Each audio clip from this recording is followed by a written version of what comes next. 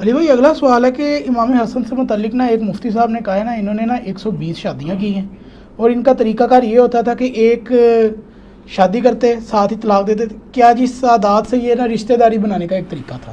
محترم مفتی صاحب السلام علیکم. ایک بیان میں آپ نے کہا تھا کہ داؤد علیہ السلام نے 700 شادیاں کی تھیں اور حضرت حسن نے 70 شادیاں کی تھیں. ہمارے ایک دوست نے اس پر اعتراض کر کے یہ کون سی کتاب میں ہے؟ یہ تاریخ کی تمام کتابوں میں ہے. البدایہ والنہایہ تاریخ کی بڑی مستند کتاب ہے. 70 نہیں، اس میں 120 شادیوں کو لکھا ہوا ہے. باقی حضرت حسن نے یہ 120 شادیاں کیسے کیں؟ 4 سے زیادہ تو جائز ہی نہیں ہے. تو وہ طلاقیں دے دے کے کرتے تھے. ایسا بھی ہوا ایک مجلس میں 4 شادیاں کی انہوں نے اور چاروں کو طلاق دی، پھر 4 شادیاں، ایسے بہت کیا انہوں نے.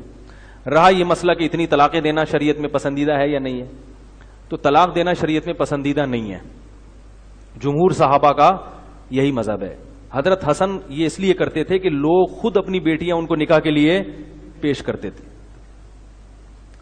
لوگ یہ کام کیوں کرتے تھے؟ اس لیے کہ وہ کہتے تھے بھائی حضرت حسن کا ارادہ نہیں ہے نکاح کرنے کا، وہ لوگ کہتے تھے بس آپ کر لیں. کیوں؟ تاکہ ہماری رشتہ داری محمد صلی اللہ علیہ وسلم سے جڑ جائے. بے شک آپ بعد میں طلاق دے دینا. سمجھ میں نہیں آ رہی بات؟ نہیں. تاریخ میں ننگا کر دو اس حسن کو، کہو کہ اس کی 300 سے زیادہ بیویاں تھیں. حرام زادو، تم جن شاہوں نے 300 سے زیادہ اور 1000 سے نہیں، ان سے ریال کھا کر کتو تم بھونکتے ہو. تمہیں عادت ہو گئی ہے. ایک صحیح سند سے لا کر دکھائیں، ہم دوبارہ ممبر پر نہیں چڑھیں گے.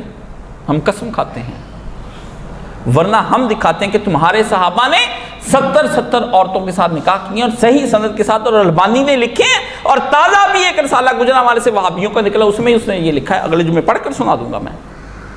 ہم دکھائیں گے کہ ایک وقت میں 70 عورتوں سے کیسے شادیاں کی.